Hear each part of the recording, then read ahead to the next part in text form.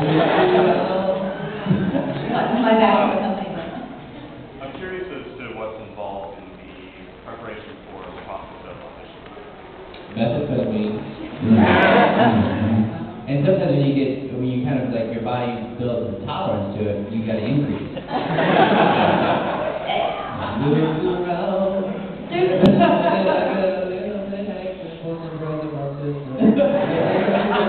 No, I don't. It's from when I was directing, like with D. Gray Man, Howard, we're in the D. Gray Man, I love it. When I did that, I did mine a little bit differently than most people tend to do in Funimation. I like to pull clips from the show that show the characters in action. Because typically what you do is you have a piece of paper with a picture, the character's name, a small description, and 5 lines from the show's test range.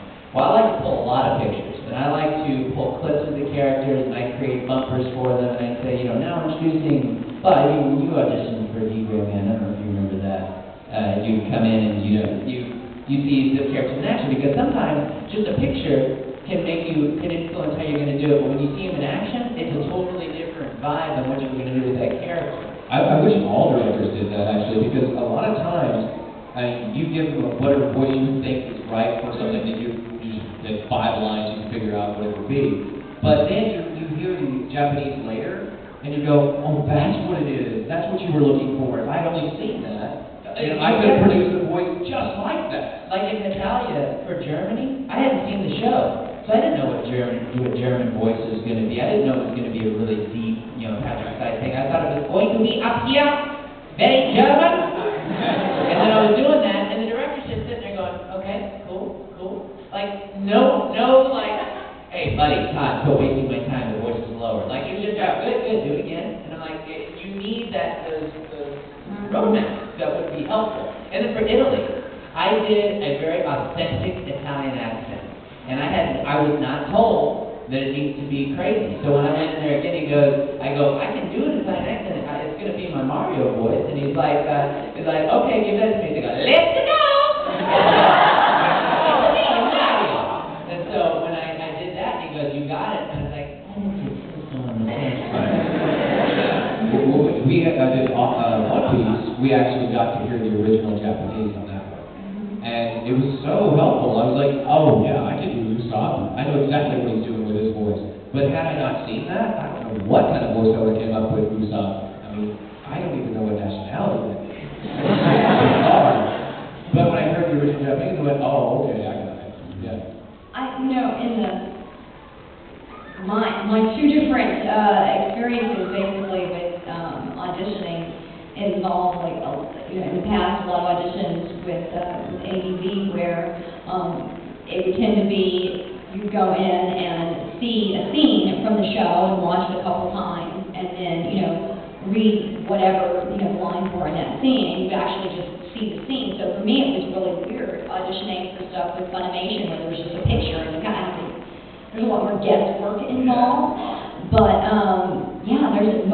I think your preparation is just sort of all of your body of experience leading up to that. And I read a quote one time, and I think it was actually Carl Reiner, and I can't remember what the cartoon was that he did. But anyway, he said, I looked at the character and his voice came out of my mouth. And that's kind of true. I mean, I don't know, I just see the character and I think that they would talk like this, and then, of course, there's direction from the director, it's more this way or that way, but a lot of times it's just kind of whatever comes out, and that's true. Sometimes that does work out that way. Because, I was cast as Appachai, Kenichi, and the voice I did for Appachai is nothing like the Japanese. I just looked at it and I had this really weird idea to do this strange deep voice that goes into and the director went, that's weird, and she liked it, so she cast me in that because I just came up with something that she hadn't considered. But most of the directors though don't look at that way. I think most directors want to try to keep it close to the Japanese too. So I'm like, listen, what is the Japanese? How does that sound? So. Yeah, and there's not a lot of advance notice really given on auditions. You might have a day or notice, so it's not like you have copious amounts of time to go out and read the entire manga series or whatever. Right. I know when I was going into audition for Out of Manga Daio, and a friend of mine who had read the manga said, oh, you definitely ought to play Tomo. And so when I went in, as a matter of fact, the director asked me to read for Tomo, and then he asked me to read for Miss Hikari, and I started to leave the booth, and the writer on the show happened to be in there, and I saw him whisper something to him, and then he said that I should read his gallery.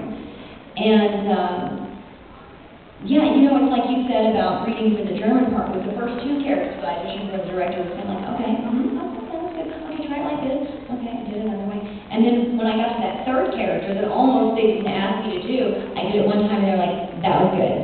And then I left, and that was the part that I got. And it was the character, nothing like any character that I had ever done before. I really hadn't done any preparation for playing that role other than I watched the scene one time and I just did it, you know? So I guess the moral of what we're all saying is that auditioners are trying to trick us.